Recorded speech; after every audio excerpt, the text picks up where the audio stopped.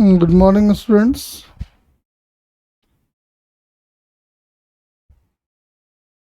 तो कल हमने वो कॉम्बिनेशन ऑफ सेल्स के बारे में पढ़ लिए थे।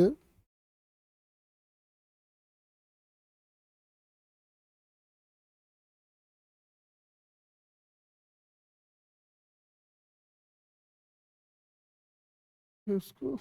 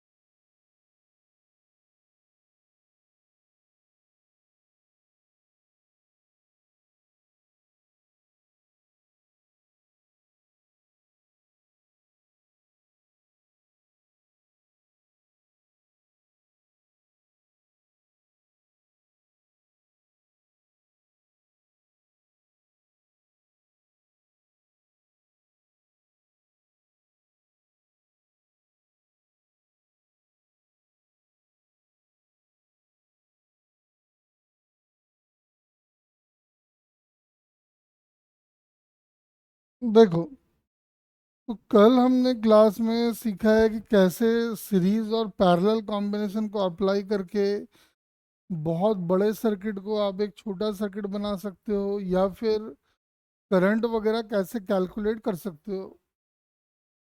एक और कर लेते हैं, आ जाओ, उसके बाद आगे बढ़ेंगे इसी में ही। जैसे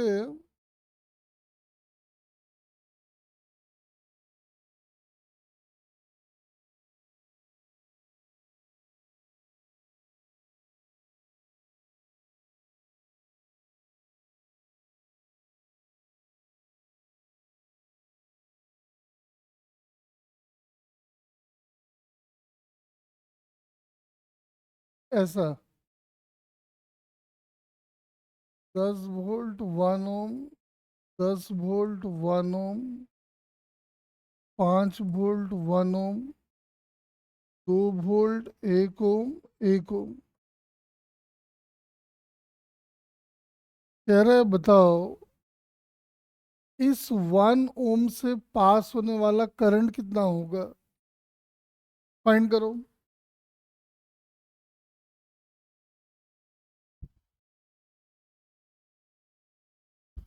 find current through this 1 ohm resistance.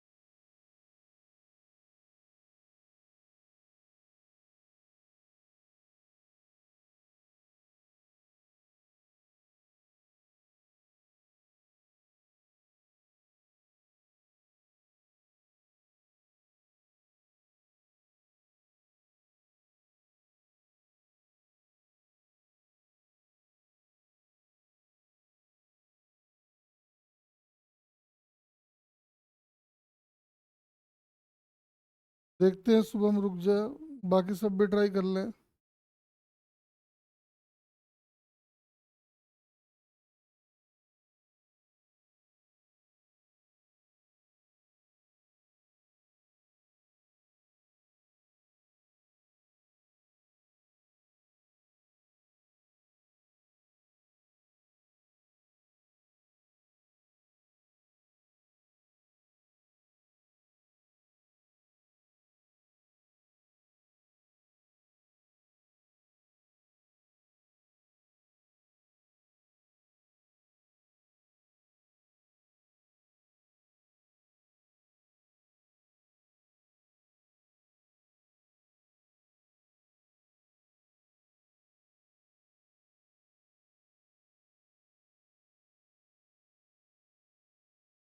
43/4, 13/2। जल्दी जल्दी ट्राई करो, बोलो क्या आ रहा है।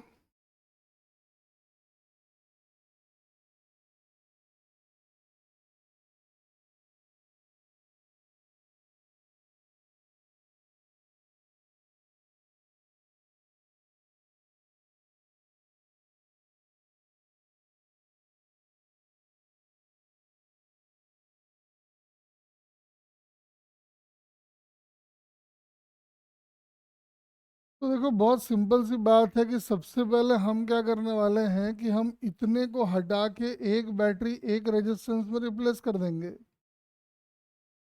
तो ये 5 का, ये 1 का, ये 2 का, और ये 1 और 1 2 का लिखेंगे।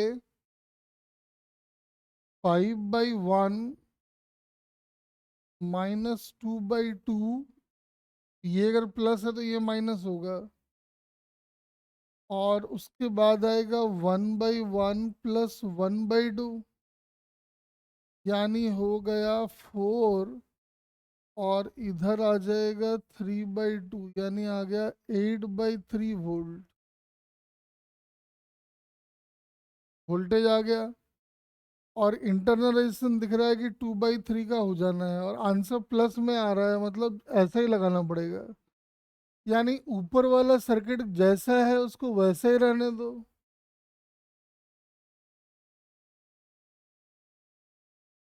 और साथ में इसके पैरेलल में एक बैटरी ऐसा लगा लो, एक रेजिस्टेंस ऐसा लगा लो। ये 8/3 का है और ये 2/3 का है।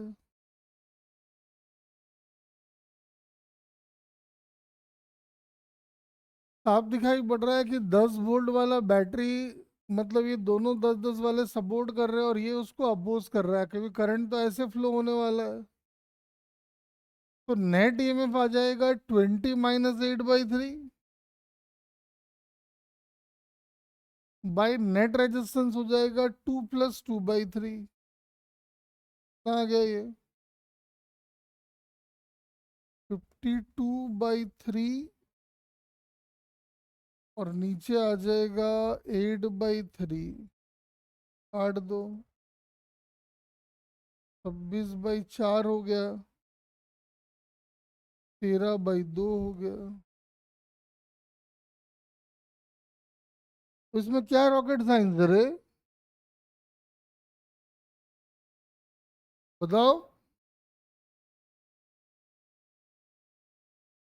मुस्कान जी, गड़बड़ कैसे आ रहा है? युवराज।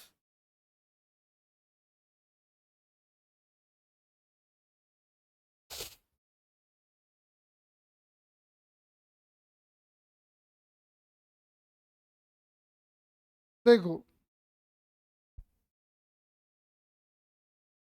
दिख रहा है ना साफ साफ कि ये दोनों एक दूसरे को सपोर्ट करेंगे और ये अपोज करेगा। देखो, तो अब हम इसको छोड़ के थोड़ा आगे बढ़ रहे हैं, ठीक है ना? अब एक तो छोटी छोटी बातें करवा देते हैं जो बोर्ड एग्जाम में भी और जेई मेन के लिए इम्पोर्टेंट है, तो चलेगा। पहले क्वेश्चन लिखते रुको, उसके लिए डेटा हम आपको देंगे। मान लो कि आपको एक 1 ओम का रेजिस्टेंस बनाना है। ठीक है, 1 ओम का रेजिस्टेंस बनाना है। Using copper wire.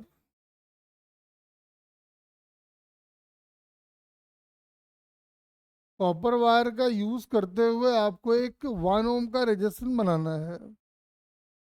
तो हमको कॉपर की रेजिस्टिविटी बहुत कम होती है, एक बार हम देख लेते हैं, -5 या -7 के ऑर्डर का होता है।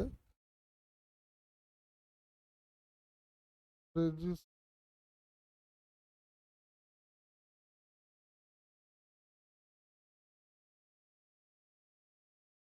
देखो,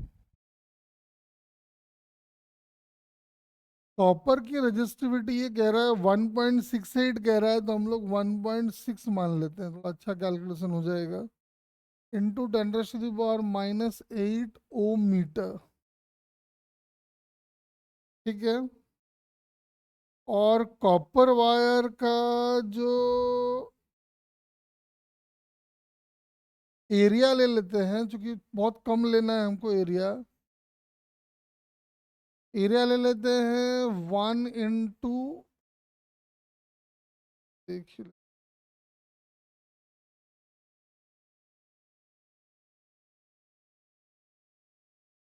एरिया ऑफ,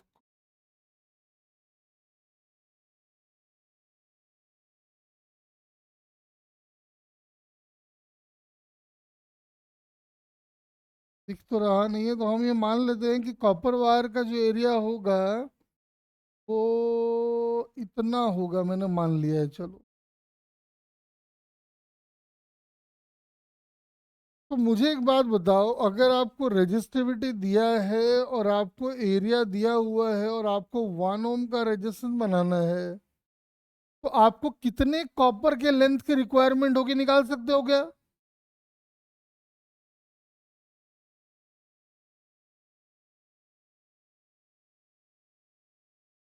भाई सीधा सा फॉर्मूला है, R = भाई, ये सब दिया हुआ है, तो एल निकाल लो। एल निकाल लो, कितना आ रहा है?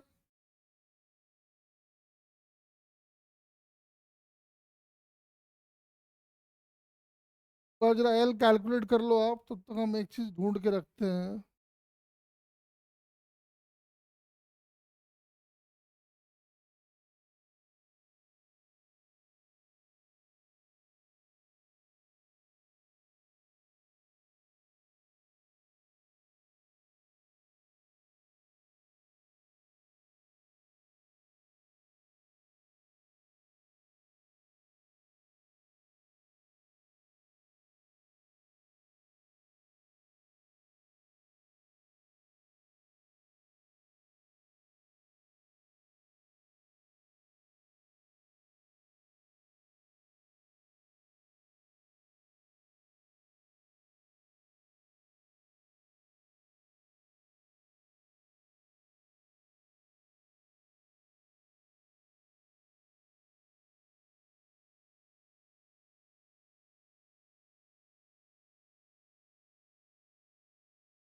आपको ये रिजल्ट देख के कुछ अचंभा सा लग रहा है क्या, कि सिर्फ 1 ओम का रेजिस्टेंस बनाने के लिए हमको तकरीबन तकरीबन 6.25 किलोमीटर लंबा लेंथ वायर चाहिए? तो बात समझ में आ रहा है क्या? अब जो बड़े बड़े फैक्ट्री होते हैं वहां जो रेजिस्टेंस लगा रहता है, वहां 200 kilo ohm, 500 kilo ohm, 10,000 kilo ohm. तब तो मालूम चला एक ओम में इतना लंबा तार है, तो बाकी में तो पता नहीं क्या होगा। इसीलिए जब बड़े बड़े रेजिस्टेंस बनाए जाते हैं तो वहां पे कॉपर का इस्तेमाल नहीं होता है, क्योंकि कॉपर की रेजिस्टिविटी बहुत कम है। That's why we use carbon register.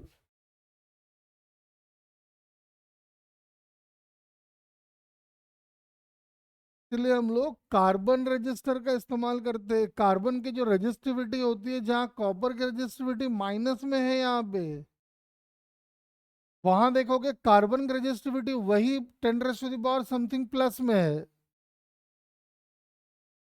तो कार्बन की रेजिस्टिविटी बहुत ज़्यादा होती है, इसलिए आप देखोगे कि बड़े बड़े रेजिस्टेंस को बनाने के लिए कार्बन का इस्तेमाल किया जाता है। लेकिन कार्बन रजिस्टर कोई सिंपल रजिस्टर नहीं है। कार्बन रजिस्टर कुछ ऐसे दिखते हैं, देखो ध्यान से। जैसे इस पे ध्यान लगाओ, बड़ा होगा, ये दिख रहा है क्या? देखते हैं, देखो, ये दिखाई पड़ रहा है।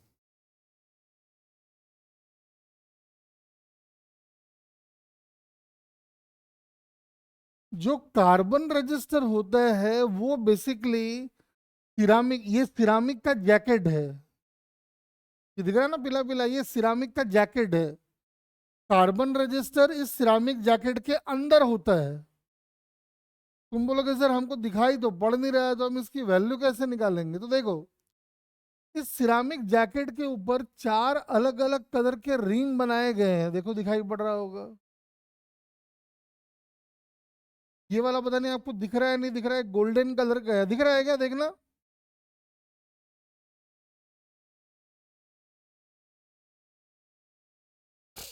हाँ, तो ये जो मैंने क्या बोला, कार्बन की रजिस्टिविटी बहुत ज़्यादा होती है, इसलिए हम लोग बड़े बड़े रजिस्टर बनाने के लिए कार्बन का इस्तेमाल करते हैं। कार्बन रजिस्टर एक सिरामिक के जैकेट के अंदर होता है, मतलब सिरामिक का कोटिंग होता है, आप समझ सकते हो ऐसा, इस तरह का कोटिंग होता है। और उसके ऊपर चार अलग अलग बैंड होते हैं, उन बैंड को देख के हम उनकी वैल्यू को निकाल सकते हैं। या अगर रजिस्ट्रेशन दिया है तो हम कलर कोड को पहचान सकते हैं, कलर कोड दिया है तो हम रजिस्ट्रेशन निकाल सकते हैं। कैसे? इसलिए थोड़ा सा और 2 मिनट इंतजार कर लो, समझाते हैं।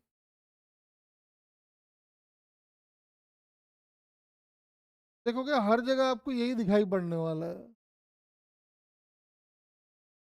तो हर जगह सिरामिक जैकेट में है। यहाँ अगर आपको दिख रहा होगा तो येलो, ब्लैक, रेड, ब्लू, है ना? जैसे यहाँ भी आपको दिख रहा होगा, देखो। रियलिटी में लैब में ऐसे दिखता है ये वाला। एक मिनट, रियलिटी में ना ऐसे दिखता है। इंडिया मार्ट पे बिक रहा है, खरीदना नहीं है अपने को, देख लो, बड़ा हो नहीं रहा ये।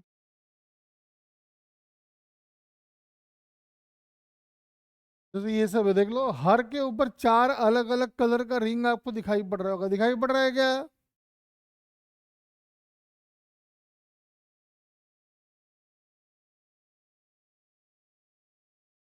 अब ध्यान से सुनो, इसका मतलब ये हो गया कि कार्बन रजिस्टर जब भी हमको दिखेगा,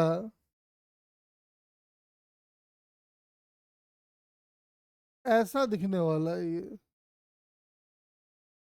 एक ऐसा सिलेंडर होगा, है ना, और सिलेंडर के ऊपर चार अलग अलग कलर्स के रिंग होंगे, ऐसे ऐसे। एक रिंग ऐसा, एक रिंग ऐसा, एक रिंग ऐसा। कई बार ये वाला रिंग रहता भी है और रहता नहीं भी रहता है, वो हम बता देंगे कब रहेगा कब नहीं रहेगा। अब इसको पहचानने का तरीका क्या है कि कैसे कलर कोडिंग देख के हम रेजिस्टेंस की वैल्यू लिख सकते हैं, रेजिस्टेंस अगर दिया है तो कैसे कलर कोडिंग लिख सकते हैं, तो उसको याद रखने का एक तरीका है। बुक में आप देखोगे लिखा हुआ है, उसको याद रखने के लिए लोग ऐसे याद रखते हैं, P, P, Roy, great Britain, very good wife. P, B, Roy, great Britain, very good wife. ऐसा दुनिया लोग रटता रहता है, हर जगह देखोगे बुक में भी ऐसे लिखा हुआ रहता है। लेकिन हम जब पढ़ते थे मेरे दिमाग में आया कि अंग्रेजों ने हमारे ऊपर इतना राज किया और अभी भी हम अंग्रेजों का नाम ले रहे हैं, तो मैंने बदल दिया इसको। तो मैंने नाम रख दिया P, B, Roy, good boy, very good wife. अरे कुछ याद रहा क्या?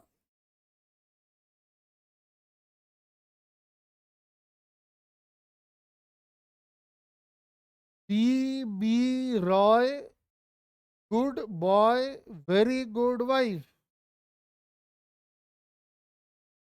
ये मैंने बना दिया ना, क्या टेंशन ले रहा है तू? अंग्रेजों का नाम क्यों ले हम लोग? इतने दिन राज करके गया, अभी भी अंग्रेजों का नाम ले हम लोग? अरे ग्रेट भारत को गुड वाइफ कहाँ से होगा?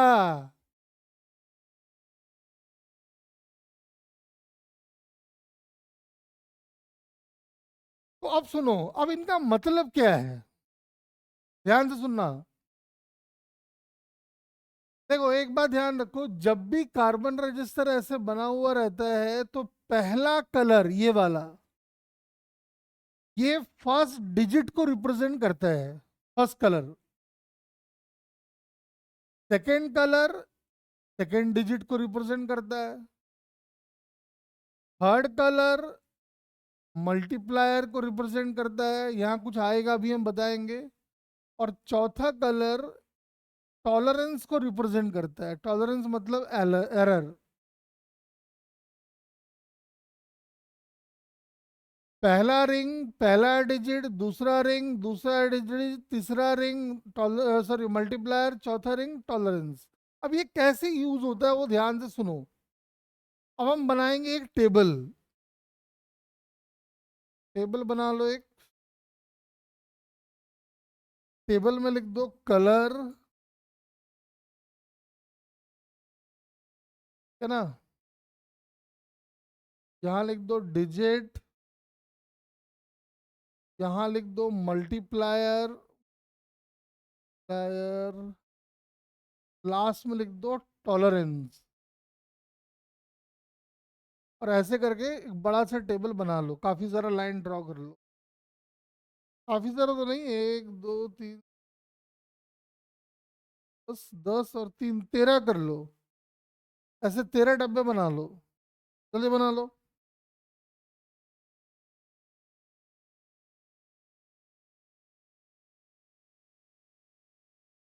महाराज तू जो है ना, अभी तू क्या जानेगा।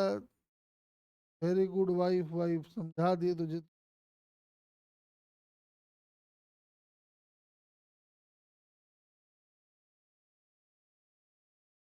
और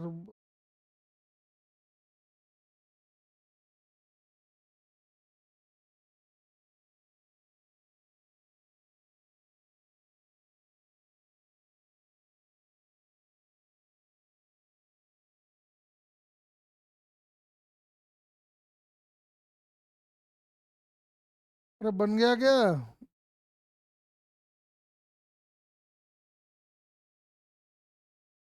अब सुनो मेरी बात।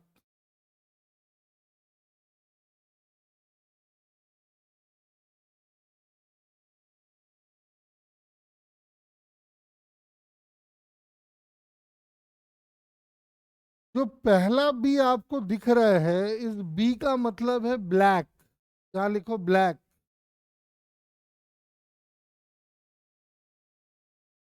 Black colour. ब्लैक के लिए डिजिट आएगा 0। और मल्टीप्लायर बड़ा आसान है, 10 raise to the power digit तो 0। 1 ही हो गया। टॉलरेंस कुछ नहीं होता है, मतलब कभी भी ऐसा नहीं होगा कि ब्लैक कलर आपको यहाँ नजर आए। कभी नहीं दिखेगा। या हायर क्लास में दिखता है, आप लोग के सिलेबस में नहीं दिखेगा। मुझे एक बात बताओ, दूसरा बी का मतलब क्या होगा?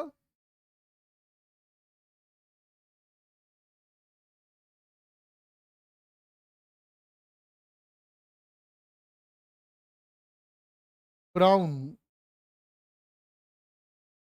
ब्लैक के बाद brown. Digit 1, multiply 10 raise to the power 1। Tolerance कुछ नहीं।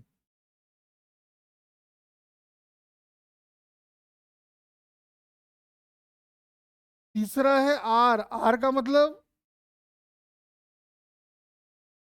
हाँ रेड लिख लो। डिजिट लगातार चलता चला जाएगा, मल्टीप्लायर भी वैसे लगातार चलता चला जाएगा। लिख लो फटाफट।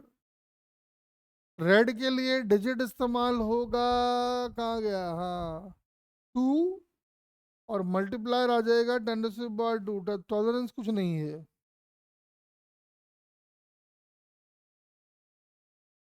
ओ आप समझ ही रहे हो।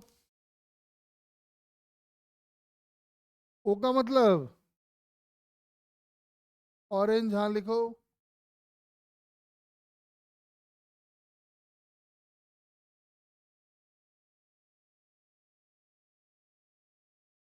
डिजिट आ जाएगा 3, और मल्टीप्लाई 10⁻3, नो टॉलरेंस। BBRO हो गया। अब आएगा रॉय में वाई। वाई का मतलब येलो, लिख लो।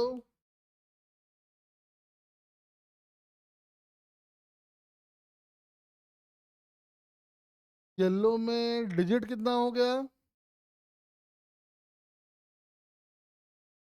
4 आ जाएगा, और मल्टीप्लायर हो जाएगा 10⁻4। टॉलरेंस में कुछ नहीं। तो बी रॉय तक तो हम पहुंच गए। अब आएगा गुड बॉय। गुड, गुड का मतलब जी, जी का मतलब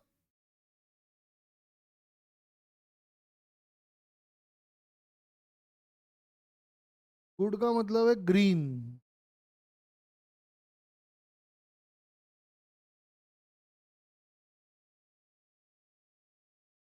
गुड का मतलब है ग्रीन, और ग्रीन का डिजिट क्या होगा, 5 हो जाएगा, और मल्टीप्लाई 10⁻5, नो टॉलरेंस।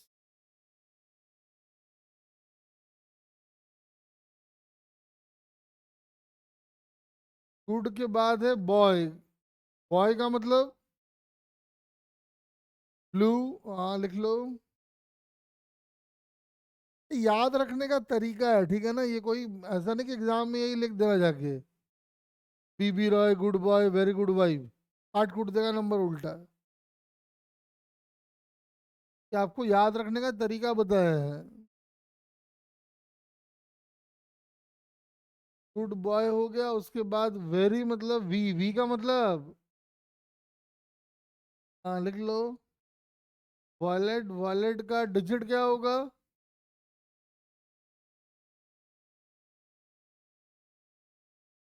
7, मल्टीप्लायर हो जाएगा 10⁻7। टॉलरेंस कुछ नहीं। वेरी हो गया, उसके बाद गुड। ग्रे, नहीं ग्रे होता है शुभम। गोल्डन एक ही जगह पे आ सकता है, वो हम बताएंगे, रुक जाओ। फिलहाल जी का मतलब ग्रे है। डिजिट मल्टीप्लायर लिख लीजिए सब।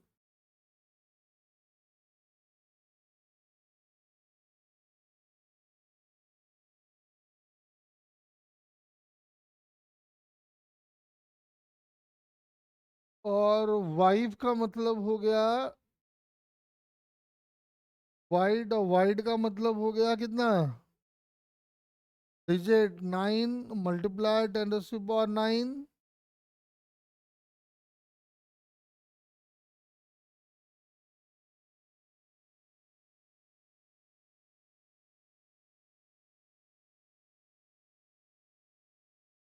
हाँ, अब जो है ना, अब 3 कलर और लिख लो। हाँ, अभी तक कोई टॉलरेंस नहीं है, टॉलरेंस वाला अब आएगा। टॉलरेंस में 3 कलर आते हैं, गोल्ड, सिल्वर, लिख लो। अगले कलर में लिख लो गोल्ड, अगले में लिख लो सिल्वर, और अगले में लिख लो नो कलर और बॉडी कलर। या तो कोई भी कलर ना हो, ना ही कलर होगा तो बॉडी कलर ही हो जाएगा वो। गोल्ड, सिल्वर और नो कलर और बॉडी कलर जब भी आएगा तो ये इसमें केवल टॉलरेंस होगा और कुछ नहीं होगा। टॉलरेंस कितना होगा, तो गोल्ड अगर है तो 5% का टॉलरेंस होगा, मतलब एरर होगा। सिल्वर में 10% का, और नो कलर और बॉडी कलर मतलब 20% का।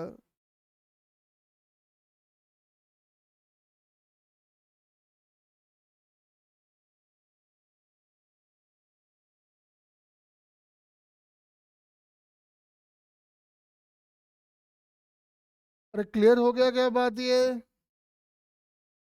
टॉलरेंस जब भी आएगा तो मतलब लास्ट के तीन में ही आएगा, गोल्ड, सिल्वर, नो कलर और बॉडी कलर। गोल्ड है तो 5%, सिल्वर है तो 10%, नो कलर बॉडी कलर तो 20%। हम कह रहे हैं एरर मतलब है चौथा वाला बैंड। चौथे वाले बैंड में तीन ही कलर आएगा जब भी आएगा, एक आएगा गोल्ड, दूसरा सिल्वर, और तीसरा कोई भी कलर नहीं आएगा। मतलब कोई कलर नहीं आएगा मतलब बॉडी कलर आएगा। तो गोल्ड अगर हुआ तो टॉलरेंस होगा 5 का, सिल्वर होगा तो 10 का, और नो कलर बॉडी कलर है तो टॉलरेंस होगा 20% का। बस सीधी सी बात है। तो शुभम जी ठीक है, यादव देख ले। अब हम आपको लिखना सिखाते हैं, कैसे लिखेंगे। जैसे मान लो, जैसे एग्जांपल लेते हैं, देखो। जैसे मान लो कि मैंने एक,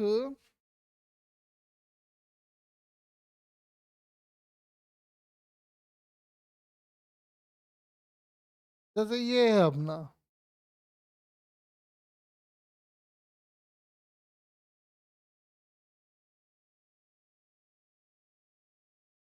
पहला बैंड है ये।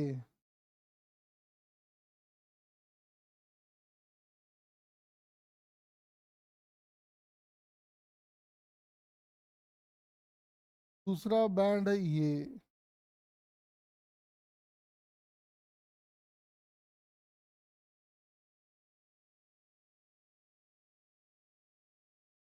तीसरा बैंड है ये।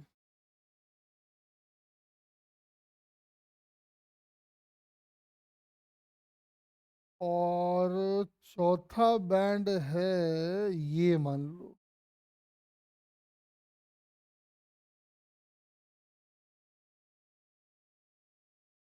बोला बताओ जी, इस रेजिस्टेंस की वैल्यू कितनी होगी? तो मुझे एक बात बताओ, पहला कलर कौन सा?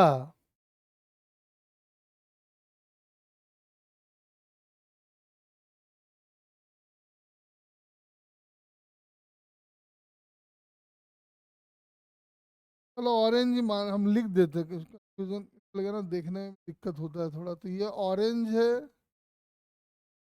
ऑरेंज या ग्रीन जो समझो। ऑरेंज ही मान लो, चलो ये ग्रीन है, ये रेड है, और ये सिल्वर है। चलो बताओ, ऑरेंज अगर है तो फर्स्ट डिजिट क्या होगा?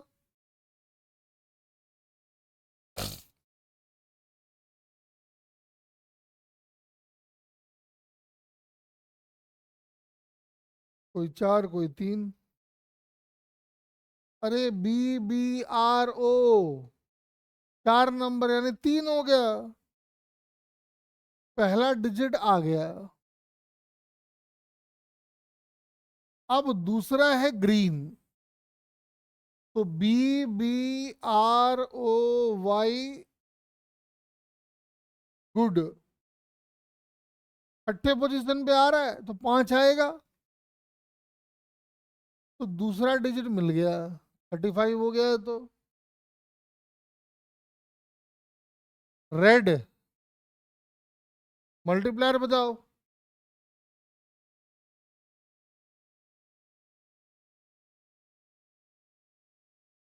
हाँ, तीसरे पोजीशन पे आता है ना, तो 10^2 हो गया।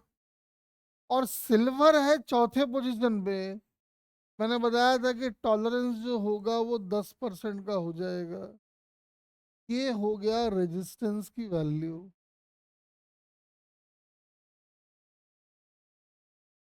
रेजिस्टेंस की एक्चुअल वैल्यू इतनी है, और इसके मेजरमेंट में इतने परसेंट का एरर हो सकता है। अरे कैसे कोडिंग डिकोडिंग करते हैं, समझ में आया क्या?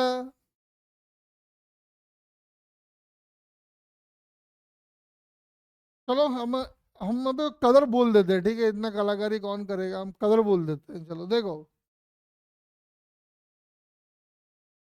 Blue, red, orange, gold. Resistance की वैल्यू बताओ।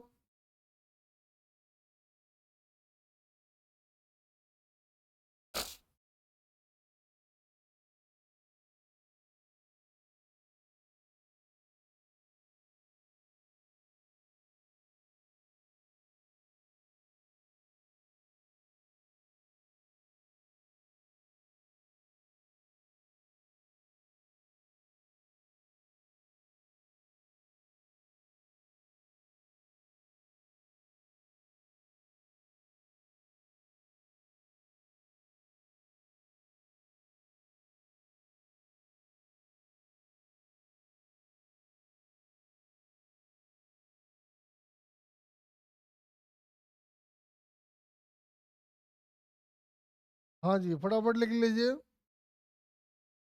कि नहीं, है सिंपल सा, देखो और लिखो।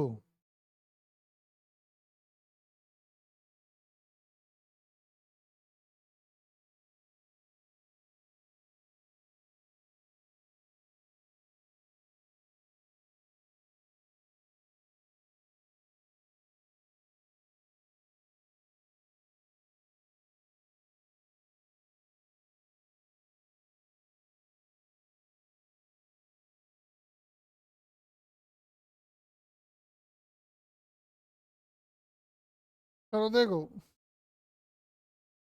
तो ब्लू, ब्लू का मतलब B B Roy, good boy, ये 6 आ गया ना, 7वें पोजीशन पे आता है ना ब्लू। तो 7वां पोजीशन मतलब वैल्यू 6 हो गई, 0 से स्टार्ट होता है ना।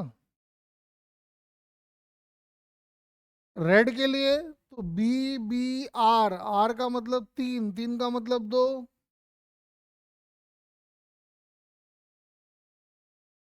ऑरेंज तो बी बी आर ओ, 3। और गोल्ड है तो एरर 5% का होगा। वैसे अगर कहीं पे लिखा है, मान लो ग्रे, ऑरेंज, ग्रीन, बस। अब तुम बोलोगे सर आप तो बोलते थे कि 4 रिंग दिया होगा, 5वां रिंग नहीं दिख रहा है, यानी 5वां रिंग का कलर वही है जो बॉडी का कलर है, इसलिए नहीं दिख रहा है आपको।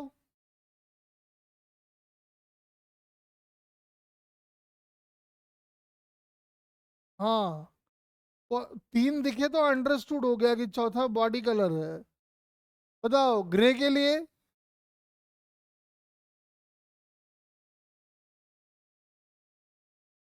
ऑरेंज के लिए।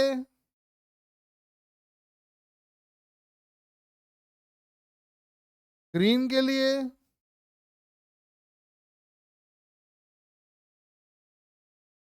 10⁻⁵ प्लस माइनस 20%, खेल खत्म। कभी कभी इसका उल्टा भी आता है, उल्टा कैसे आएगा, वो क्या करेगा, आपको रजिस्टेंस दे देगा और आपसे पूछेगा बताओ कलर कैसे कैसा है। जैसे मान लो मैंने आपसे पूछ लिया 36 × 10⁻⁵ प्लस माइनस 5%, बताओ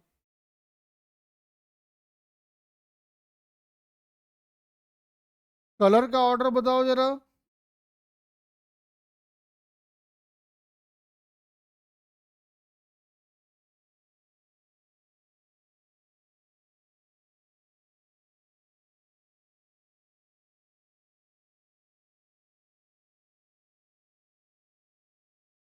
जल्दी जल्दी बताओ।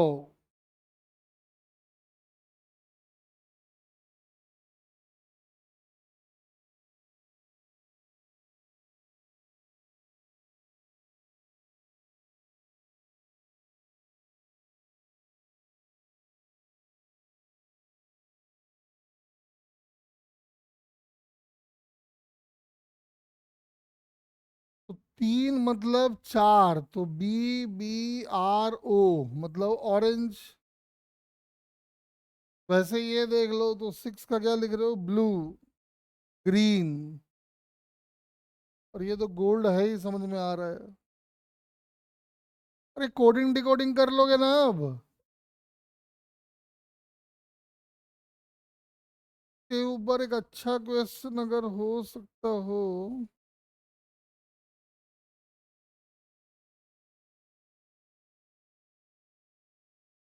देखो, एक अच्छा क्वेश्चन बनाने को ऐसे बनाया जा सकता है, इसी को कॉपी कर ले क्या।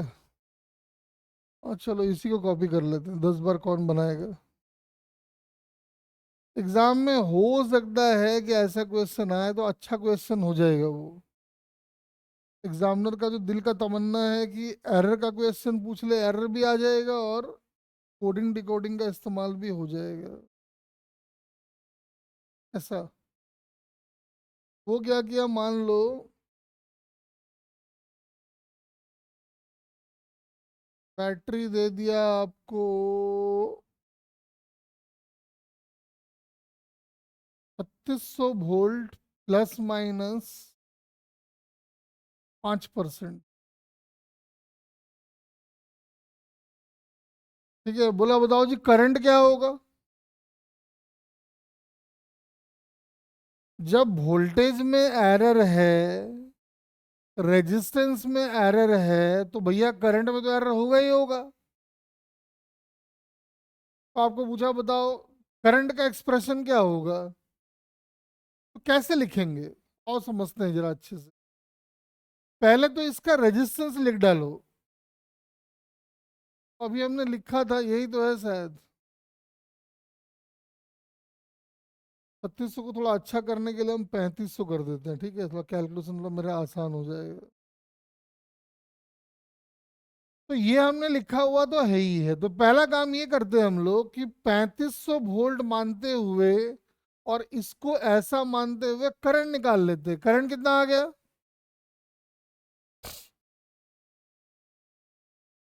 करंट की actual value I is equal to B by R से।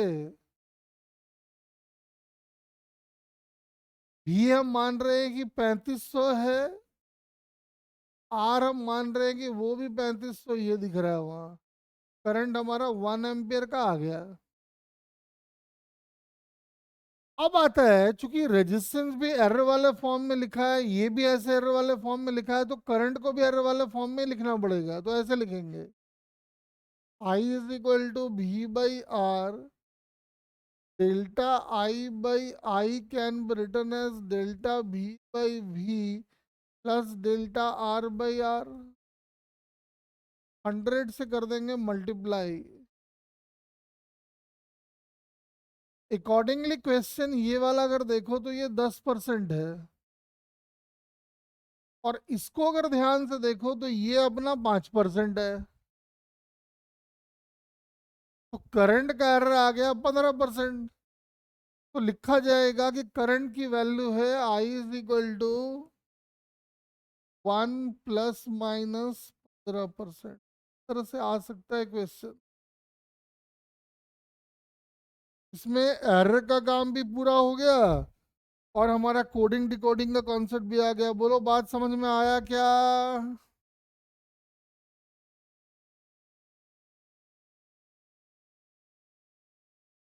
एक तो था ये कोडिंग डिकोडिंग, चलो अब छोटे छोटे कॉन्सेप्ट हैं, बड़े कॉन्सेप्ट तो लगभग सारे खत्म हो गए। अब दो एक्सपेरिमेंट है वो आपको समझाएंगे अगली क्लास में, आज छोटे छोटे कॉन्सेप्ट समझाते हैं। मुझे एक बात बताओ, मैंने पावर आपको पढ़ाया है क्या। Power dissipated by the resistance is equal to, तीन फॉर्मूला बताए होंगे, V square by R, I square R, और P is equal to V I, बताया था क्या।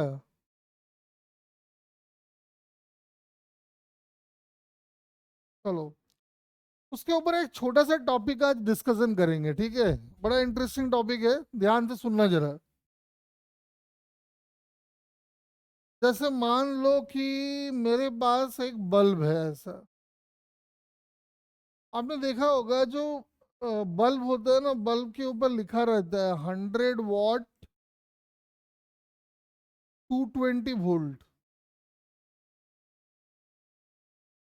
देखे हो ना, लिखा हुआ देखे हो कभी ऐसा? बल्ब के ऊपर लिखा रहता है कि 100 वॉट और ऐसा।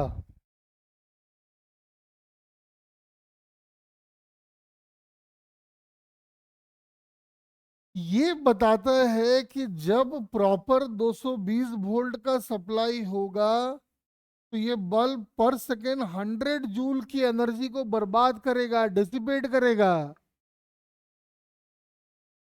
ठीक है। अपने को पता है कि पावर की वैल्यू होती है V²/R, तो एक 100 वाट के बल्ब का रेजिस्टेंस हम यहां से निकाल सकते हैं।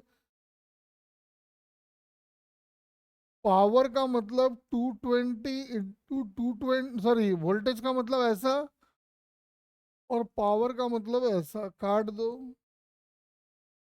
ये शायद 484 आ जाएगा ना। यानी एक 100 वाट बल्ब का रेजिस्टेंस इतना होता है। मुझे एक बात बताओ, अगर ऐसा लिखा हुआ है, उसका रेजिस्टेंस कितना होगा, निकाल लो जरा। देखेंगे, जरूरत पड़ेगा तो ठीक है, वरना कोई बात नहीं, लेकिन निकाल लो एक बार।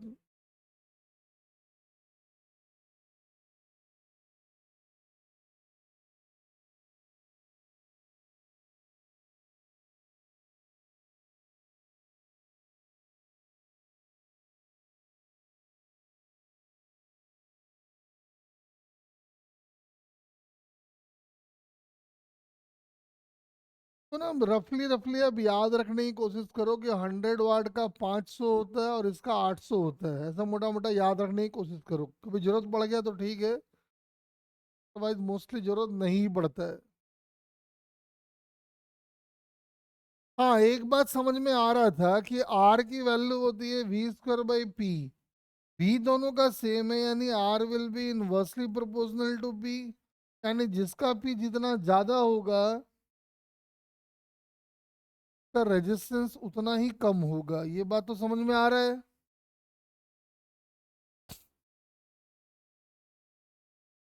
अब सुनो मेरी बात।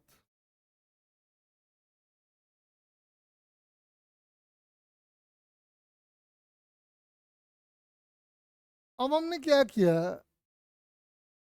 एक 100 वाट का बल्ब ले लिए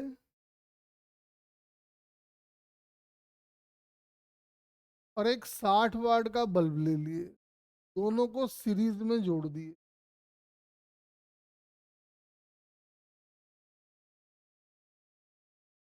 और वोल्टेज लगा दिए हैं 220 वोल्ट का। ये 100 वाट का है, वाट का। ठंडे दिमाग से सोच के बताइए कौन सा बल्ब ज्यादा ग्लो करेगा।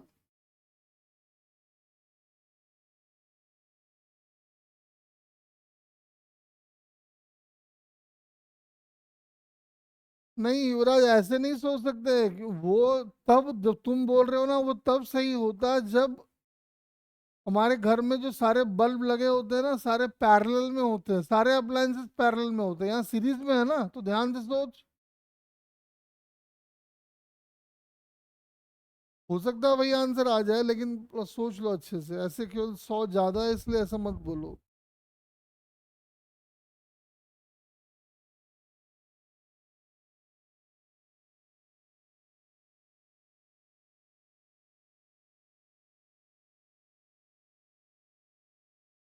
देखो, पावर जो है दैट विल बी I²R। तुम बोलोगे सर अभी I²R क्यों यूज कर रहे हो, तो ये दोनों सीरीज कॉम्बिनेशन में है, तो दोनों से सेम करंट जाएगा, तो डिसाइडिंग फैक्टर हमारा बन जाएगा आर। और आपने बोला था कि ज्यादा रेजिस्टेंस किसका होता है, 100 वाट का, 60 वाट का।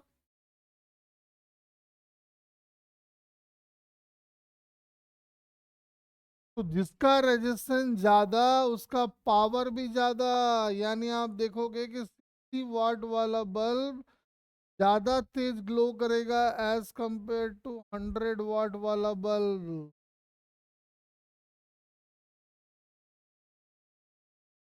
भी तो आप बोल रहे थे नहीं, 100 वाला ज्यादा लाइट करेगा। वो तब करता है जब घर में जो हमारे सारे अप्लायंसेस होते हैं वो पैरेलल में होते हैं। सब सीरीज में लगा दो तो मालूम चला बल्ब अगर फ्यूज हो गया है, घर का पूरा लाइट ही चला जाएगा।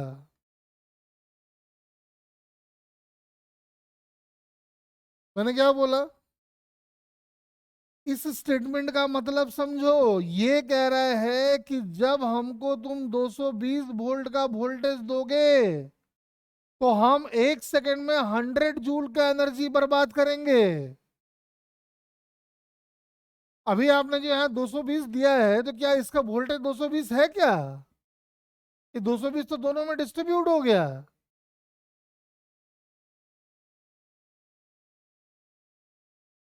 हाँ, ध्यान से समझिए। अब सुनो मेरी बात।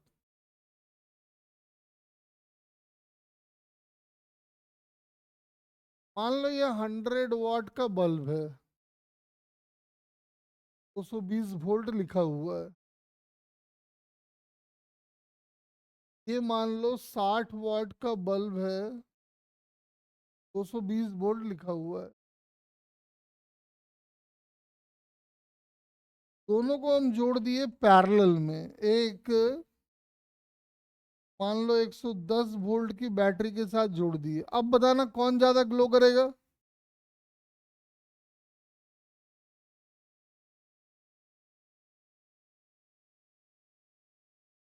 या चलो एक काम करते हैं, फिलहाल 110 हटा देते हैं, उसको 220 ही कर देते हैं, चलो फिलहाल। अब बताओ।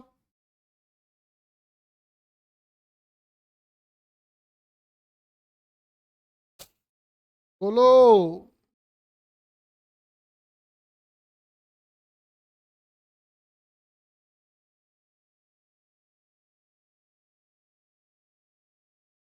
अरे अब तो सोचना ही नहीं है। जो वादा किया गया था इस बल्ब के साथ, क्या वादा निभाया गया है क्या? जब वादा निभाया गया है तो कोई दिक्कत ही नहीं है। वैसे भी समझो, यहाँ पे यहाँ पावर का फॉर्मूला अब यूज करेंगे कौन सा? V²/R। बोल। पैरेलल में है ना? तो V दोनों का सेम है, जिसका R, R डिसाइडिंग फैक्टर है। R किसका ज्यादा?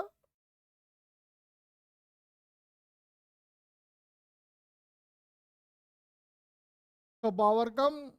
तो आप बोलोगे इस बार जो है वो 100 वाट वाला बल्ब तेज जलेगा। तो वादा पूरा किया है तुमने। मुझे एक बात बताओ, इस 220 को हटा के अगर हम 110 कर दे तो क्या होगा?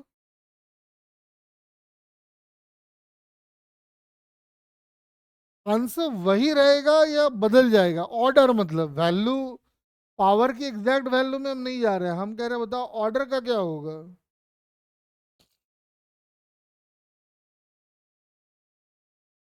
हाँ, तो सेम ही ऑर्डर रह जाएगा, कोई दिक्कत इसमें नहीं है। अब सुनो मेरी बात ध्यान से। मान लो कि शुभम जिस रूम में पढ़ता है, उस रूम के बल्ब से शुभम को बहुत लगाव हो गया।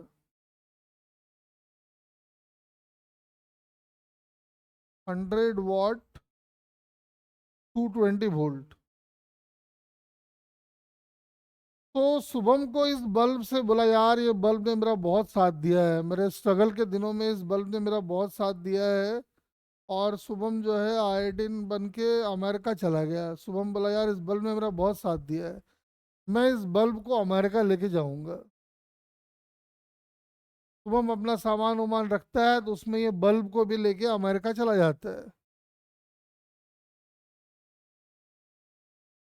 इंडिया पहुंच गए शुभम जी अब, यूनाइटेड स्टेट्स। लेकिन अब शुभम को इस बात का ध्यान नहीं है कि वहां का वोल्टेज सिस्टम अलग है। हमारे यहाँ 220 वोल्ट का सप्लाई आता है, अमेरिका में 110 वोल्ट का सप्लाई आता है। शुभम क्या क्या गया और जो भी घर वर लिया था जाते बल्ब को लगा दिया। आप मुझे बताओ, ये वाला बल्ब जलेगा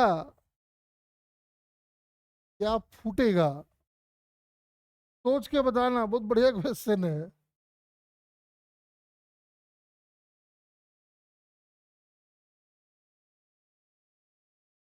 और अगर जलेगा तो तेज जलेगा या डिम जलेगा?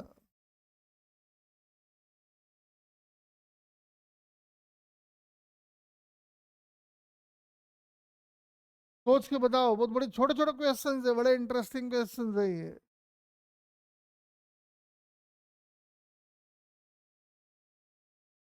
आप जब एक बल्ब को इंडिया से लेके अमेरिका चले गए और अमेरिका में बल्ब को जला दिया, तो हम आपसे ये जानना चाहते हैं कि अमेरिका में वो बल्ब जलेगा या फूटेगा?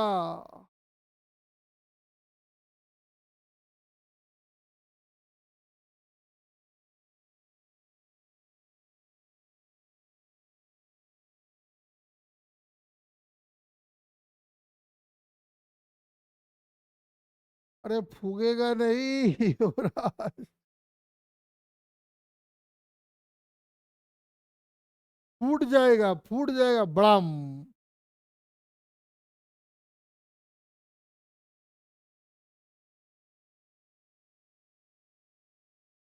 देखो समझते हैं, आ जाओ।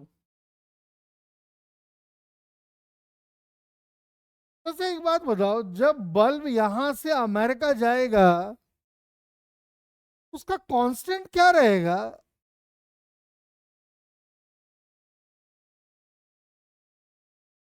Yes, resistance. रेजिस्टेंस बदलने वाला नहीं है। मतलब जो रेजिस्टेंस इंडिया में था, अमेरिका में भी वही रेजिस्टेंस रहने वाला है। तो देखते हैं कि अमेरिका में ये बल्ब कितना पावर डिसिपेट करेगा, और देखते हैं P output is V square by R. V का मतलब हो गया 110 इंटू 110 बाई आर। और आर निकालने के लिए हम जानते हैं कि पी की वैल्यू होती है वी स्क्वायर बाई आर, यानी आर आ जाएगा वी स्क्वायर बाई पी बस वी, लेकिन अपने को ये लेना पड़ेगा। तो आर की वैल्यू यहाँ लिख दो, 220 इंटू 220 बाई पी। पी का मतलब हो गया 100, है ना? तो ऊपर गया तो 100/4, यानी 25 वाट पावर आउटपुट दे रहा है। इंडिया में दे रहा था 100 वाट का आउटपुट, लेकिन अमेरिका जाके दे रहा है 25 वाट का आउटपुट। बल्ब जलेगा या फूटेगा, पहले ये बताओ।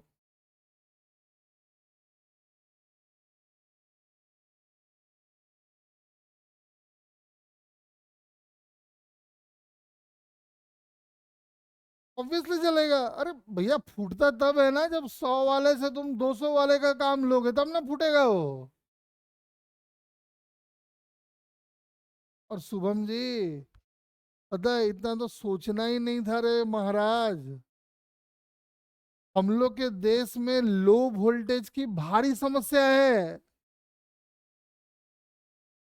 तो एक तरह से अगर देखा जाए, तो अमेरिका जो है वो हम लोगों का लो वोल्टेज का केस है।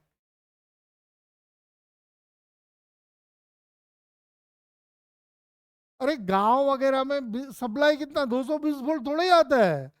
वहां आता है 200, आता है 180 आता है। तो बल्ब उसे डिम जलता है। अरे घटते घटते 110 पहुंच गया होगा, क्या फर्क पड़ता है?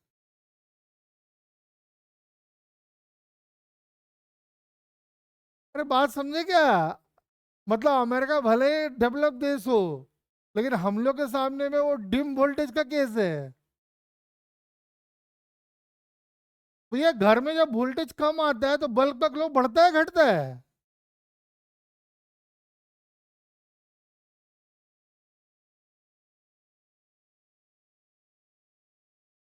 और जब वोल्टेज कम आता है तो घर का वोल्टेज घर जब घर का वोल्टेज कम होता है तो बल्ब का ग्लो बढ़ जाता है।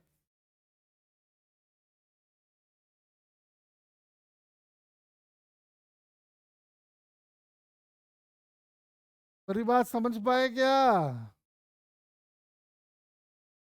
मतलब इंडिया से America is an example of low voltage, मतलब हम लोग के गांवों से भी बदतर स्थिति है उसकी। अब एक काम करते हैं, अब उल्टा करते हैं एक बार, चलो और देखते हैं उल्टा करने से क्या होता है। अब शुभम जो है बहुत साल मान लो यूएस में रहा, उसका मन नहीं लगा, बुलाया वो हम इंडिया जाएंगे जो। वहां पे उसके पास एक बल्ब था, 100 वाट 110 वोल्ट, है ना। वो ट्रांसफर कर दिया वो इंडिया में, इंडिया के सिस्टम में, जहाँ सप्लाई 220 वोल्ट का आता है। बताओ इंडिया में ये बल्ब जलेगा या फूटेगा?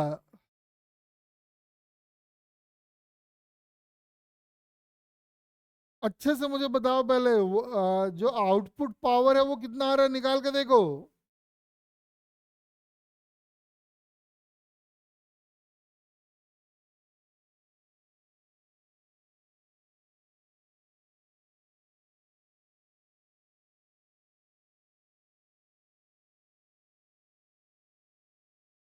हाँ जी जल्दी से बताओ।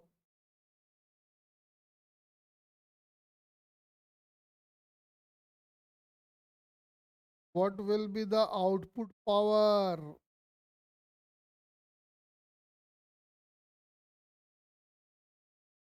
क्या आउटपुट पावर जो उसकी कैपेसिटी है उससे ज्यादा है या कम है, देख लो। देखते हो पता चल जाएगा।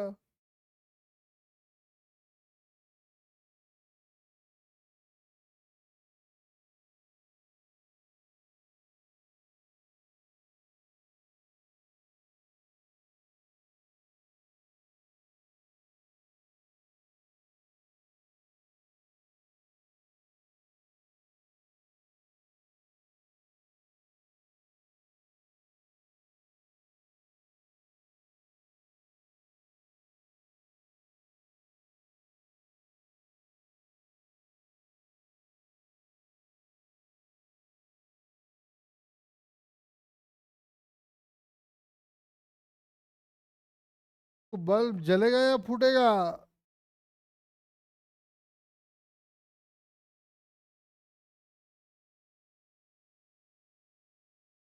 नहीं, कम वोल्टेज का रीजन नहीं है, होता क्या है ना कि वो लोग जो है ना अपने आप को बहुत सुपीरियर समझते हैं। वो क्या है कि हम लोग जैसे जो इंडिया है उन लोग को मानता है कि वो बड़ा गरीब देश है ये, इन लोग का कोई एग्जिस्टेंस नहीं है। और वैसे हम लोग की हरकतें भी वैसे ही है। पहले क्या होता था कि हम लोग जैसे अमेरिका गए, अमेरिका से सामान खरीद खरीद के इंडिया ले आते थे। तो उन्होंने जान के वोल्टेज का सिस्टम ही चेंज कर दिया। अब क्या होगा कि जो 110 वाट पे चलने वाले से टीवी है, एक जमाने में क्या अमेरिका में मिलता था, इंडिया में मिलता ही नहीं था, या बहुत महंगा था। लोग अमेरिका जाता था, वहां से टीवी खरीद के ले आता था, वहाँ रेट कम होते हैं। तो जैसे लाके आप इंडिया में चलाओगे जो कि वोल्टेज का सिस्टम अलग है, तो वो हीटिंग इफेक्ट प्रोड्यूस करता था। तो लोग जो वहां से यहाँ लेके आता है उसको डिस्करेज करने के लिए उन्होंने जान के अपना वोल्टेज का सिस्टम अलग कर दिया था। हाँ, अब देख लो ना, एक 100 वाट वाला बल्ब 400 वाट का एनर्जी प्रोड्यूस कर रहा है। उन्होंने जान के ऐसा किया था। जितने भी यूरोपियन देशेस है, वैसे जितने भी हम लोग का एशिया देश है, एशिया में जितने भी देश है, एशियन कंट्रीज हैं, सब में 220 वोल्ट का ही सप्लाई होता है।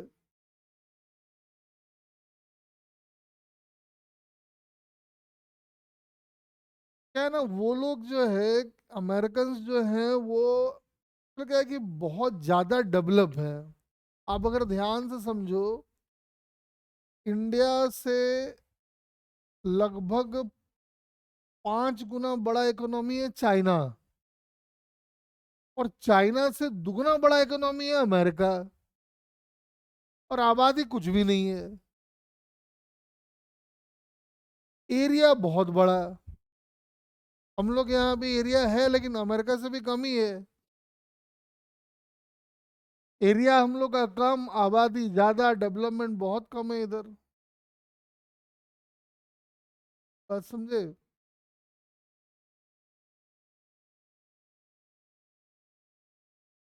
अरे नहीं, क्या होता है ना, हम लोग अब देखो हम लोगों की बहुत खासियत है। हम लोग ना रिश्ता बहुत जल्दी जोड़ते हैं।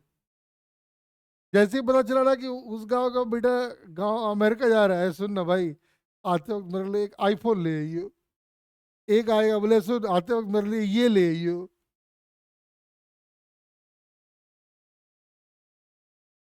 तो वो लोग जो है ना, वो लोग मानता है कि ये जो यूनाइटेड स्टेट्स है, वो लोग मानता है कि ये भगवान का गिफ्ट है उन लोगों को। हाँ यार, इतना पूजा पाठ हम लोग करते हैं और भगवान हम लोग को डेवलप ना बनाया, वो लोग देखो भगवान को मानता भी नहीं है। वो लोग कितना डेवलप है देख लो।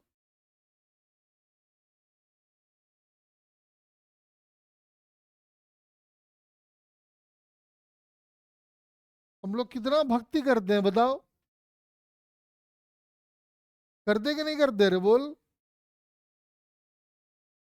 जितना पूजा पाठ हम लोग करते हैं पूरा दुनिया वाला ना करता होगा।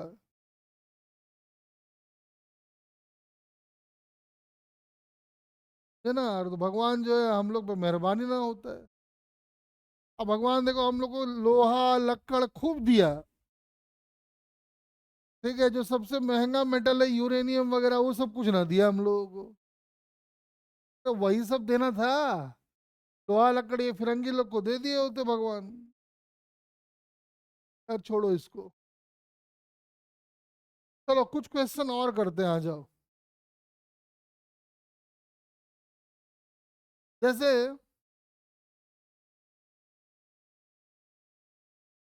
तरह के क्वेश्चन ना जेई में आया हुआ है कई बार। अब बुक में भी देखोगे ना तो आपको मिल जाएगा।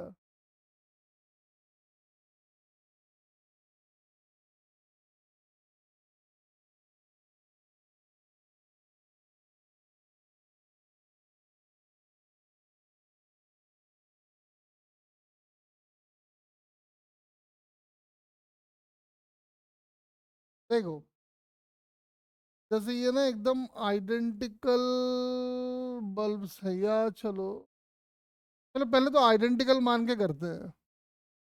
ये ए है, ये बी है, ये सी है, ये डी है। All the bulbs are identical. तो बताओ, इन बल्ब्स को इनके इंक्रीजिंग ऑर्डर ऑफ ग्लो में अरेंज करो।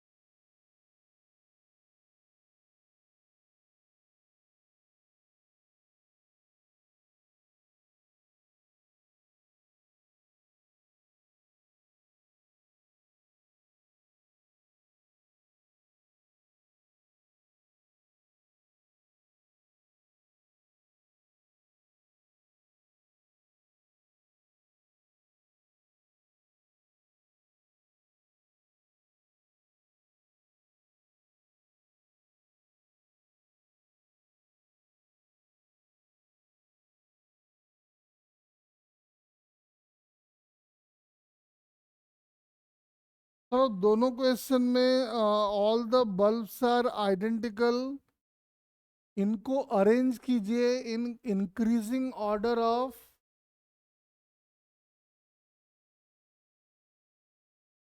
ग्लो।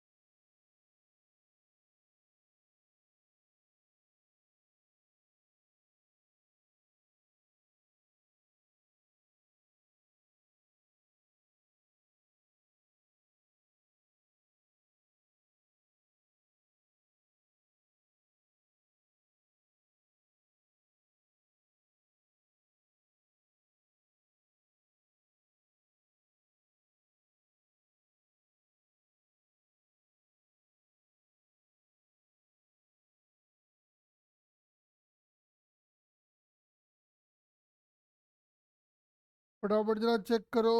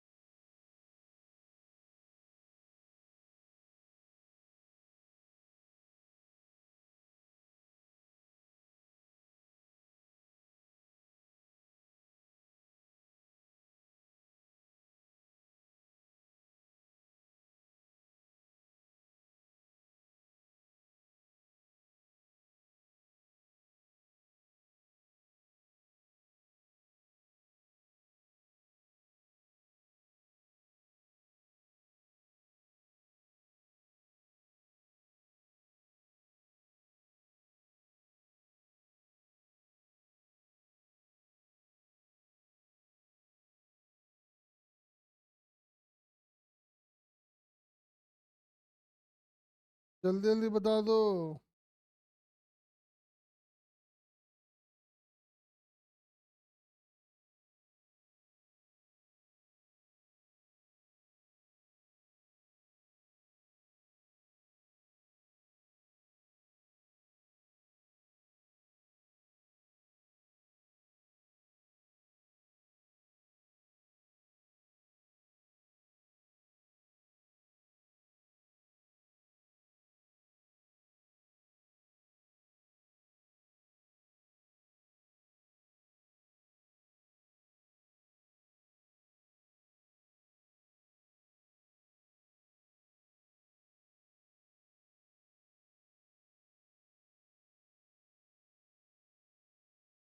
आ गया। देखो देखो, सही मायने में क्या है कि जब भी ऐसा प्रॉब्लम आए तो आपके दिमाग में, चूंकि आइडेंटिकल है तो सबका रेजिस्टेंस सेम ही होगा, तो आप एक ऐसा सर्किट बना लो, इसके लिए बोल रहे हैं हम।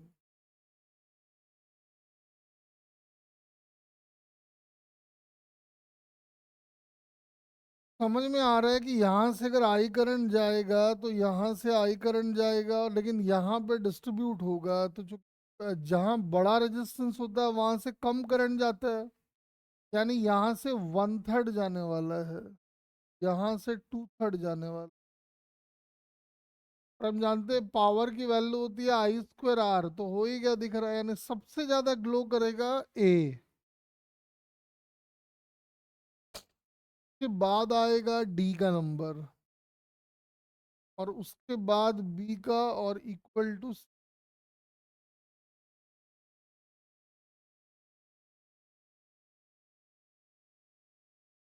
वैसे यहाँ पे क्या होने वाला है, यहाँ अगर हम देखें सबसे ज्यादा ग्लो, चूंकि यहाँ से जो करंट जाएगा ना वो जाएगा V/R। इधर से कितना जाएगा, तो 2R/3, 2R/3 प्लस आर कितना हो गया, 5R/3 हो गया, यानी 3E/5R हो गया। यानी इधर से जाएगा 3/5R, का यहाँ से जाएगा टू थर्ड,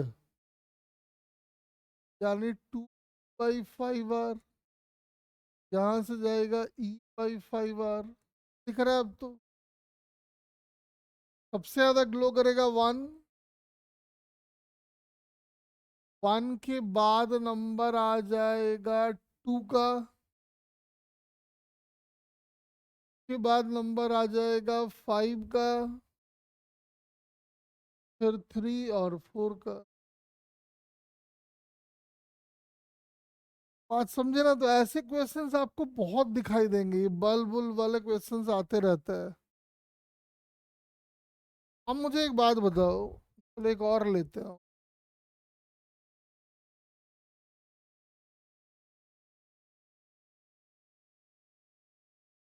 3 बल्ब ले लिए, 100 वाट, 20 वोल्ट।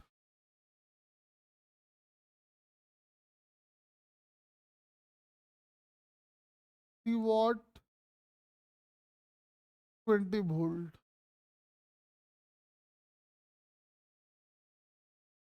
25 वाट, 220 वोल्ट।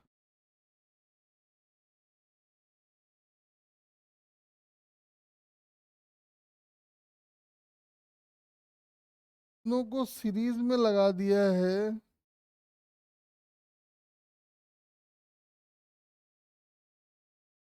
110 वोल्ट के सोर्स के साथ।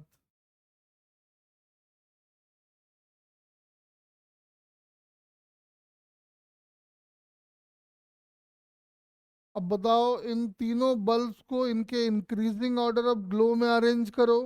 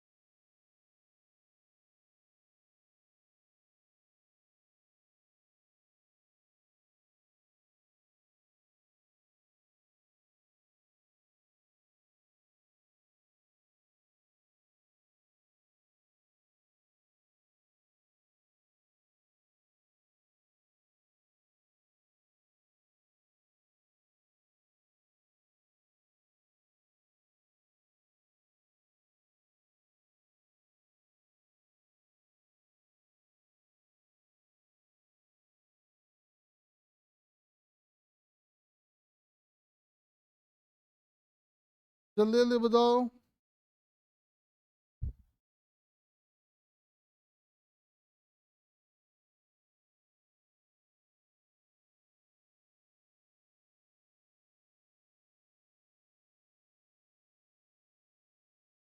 तो ज्यादा रेजिस्टेंस किसका होगा, सी का, बी का, ए का?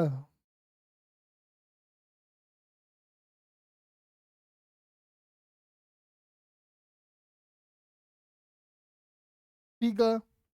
और पावर का फॉर्मूला समझ में आ रहा है कि आप लगाने वाले हो I²R। आई सबका सेम ही है, जिसका आर ज्यादा उसका पावर ज्यादा है। यानी सी, फिर बी, फिर ए। आओ और देखते हैं जरा।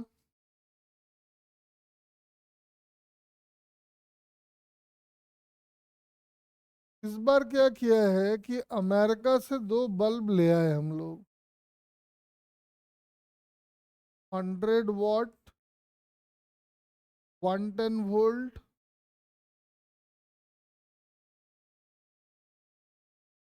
और 60 वाट, 110 volt. And these bulbs are connected across 220 volt source। Option A में ए जलेगा, बी फूटेगा। बी में ए फूटेगा, बी जलेगा। सी में ए जलेगा, बी जलेगा। डी में ए फूटेगा, बी फूटेगा। चलो बताओ सोच के अच्छे से।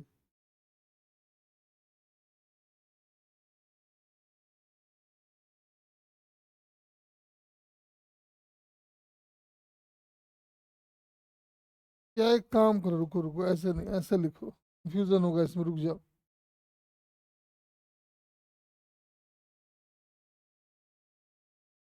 ए फूटेगा,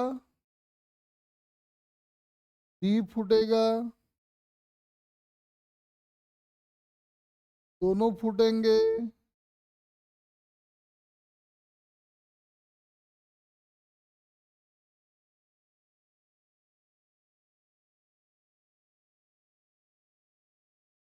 ए फूटेगा, बी फूटेगा, दोनों फूटेंगे, कोई नहीं फूटेगा। अब बताओ।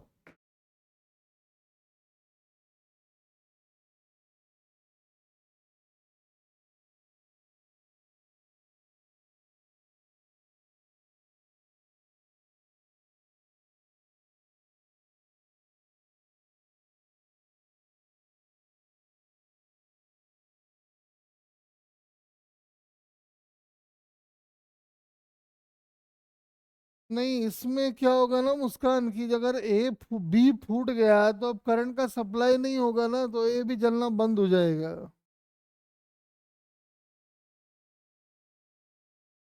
इसलिए जान के मैंने ऑप्शन चेंज कर दिया, फिर कंफ्यूजन होता है, इसलिए मैंने चेंज कर दिया ऑप्शन।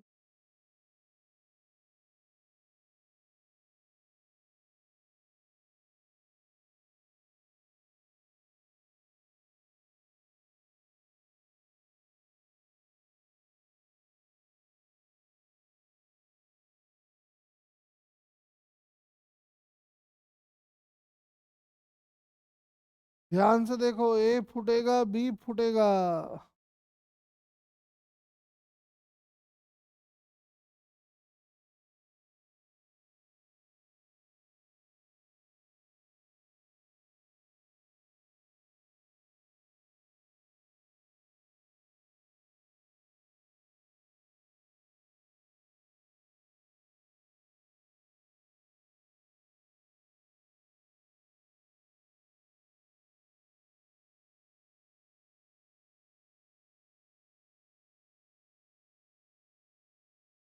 जल्दी बताओ, कौन जलेगा कौन फूटेगा।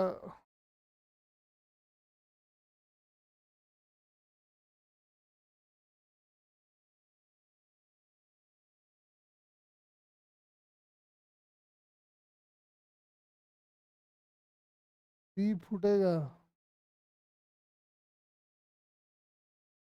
बाकी बाकी भी ट्राई करें।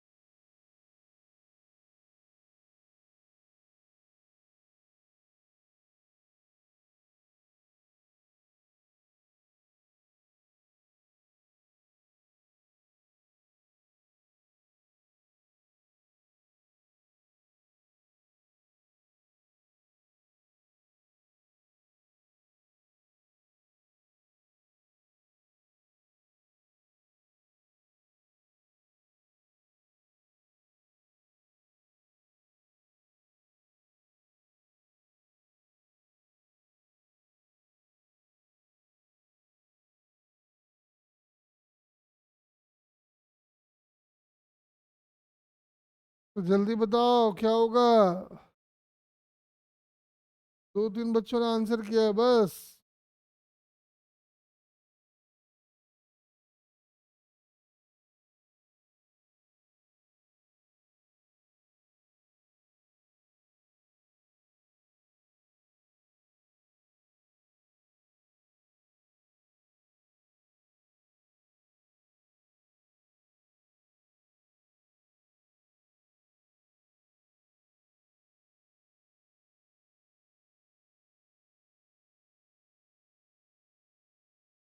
हाँ जी।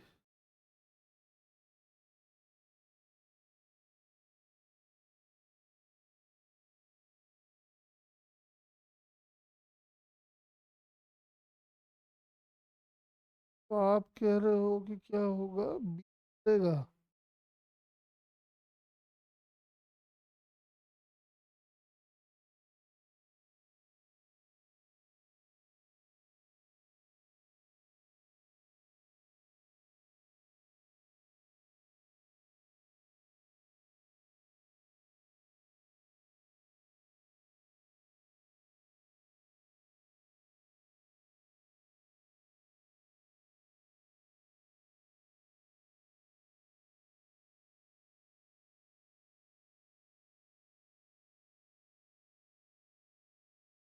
देखो,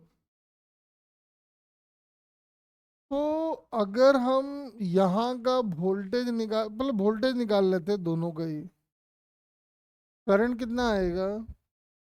दोनों से ही देख सकते हो, पावर से भी देख सकते हो, और ये आर ए का मतलब हो जाएगा पी इजिकल टू आर, मतलब बाई पी होता है ना, तो होगा 110, 110 बाई 100 प्लस 110, 110/6, ये तो आ गया करंट,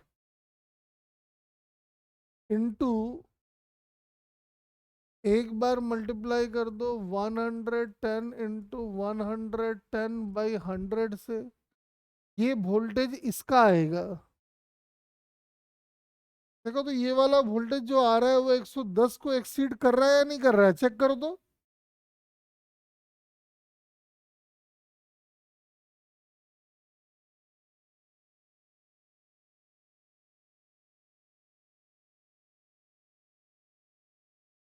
ये जो वोल्टेज आएगा ये 110 से ज्यादा आ रहा है, कम आ रहा है, चेक करके देखो। वैसे ही इसके लिए कुछ नहीं करना है, यहाँ जो 100 है उसको 60 कर देना है। तो चेक करके बताओ दोनों का वोल्टेज कितना कितना आ रहा है। एक में कम आ रहा है और एक में।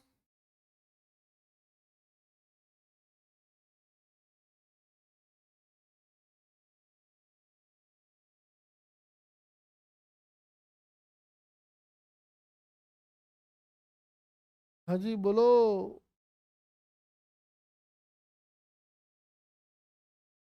हाँ, उससे भी आ जाएगा, वोल्टेज से भी आ जाएगा, देख लो एक ही बात है।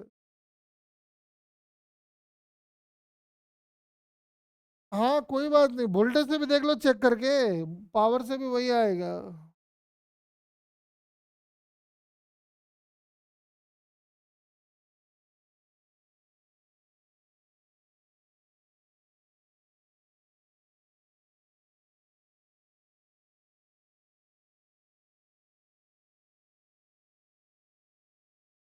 हाँ, तो समझ में आ रहा है कि अगर किसी एक को फूटना है तो कौन फूटेगा। समझ में आ रहा है कि वो बी फूट जाएगा।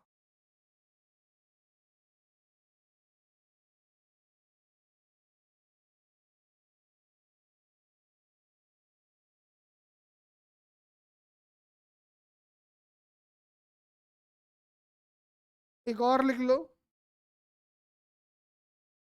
अगर दोनों में से किसी एक को फूटना है तो समझ में आ रहा है कि बी फूटेगा पहले।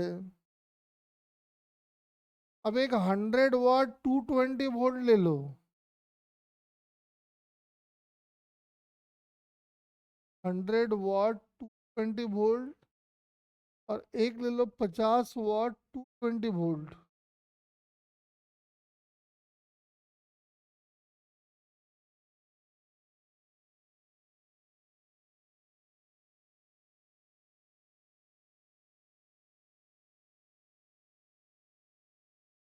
100 वाट 50 वाट 220 वोल्ट, दोनों को सीरीज में लगा दो और एक बैटरी लगा दो 110 वोल्ट का। अब बताओ ये दोनों बचेंगे या कोई फूट फाट जाएगा, चेक करके देखो।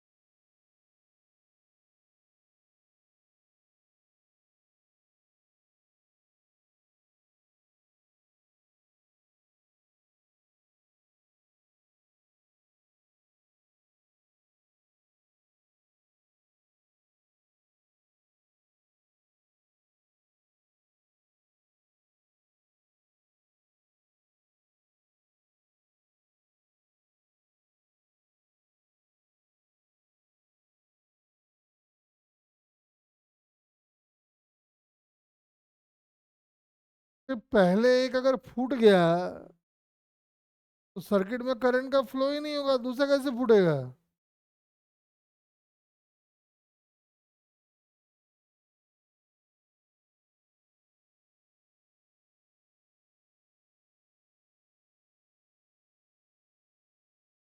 बात समझे क्या?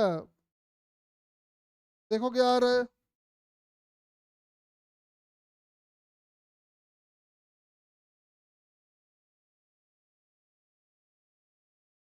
हाँ, कोई नहीं फूटेगा, समझ में।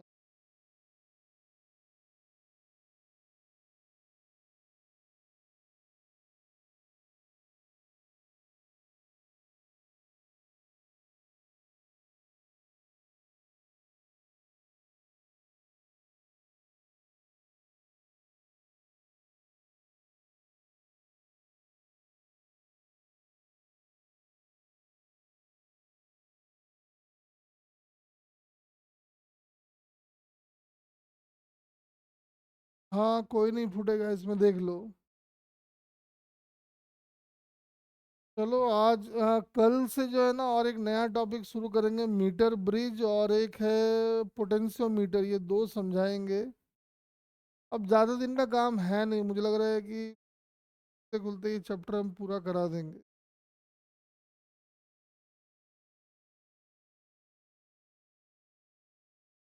हाँ, तो आज क्लास यहीं छोड़ देते हैं।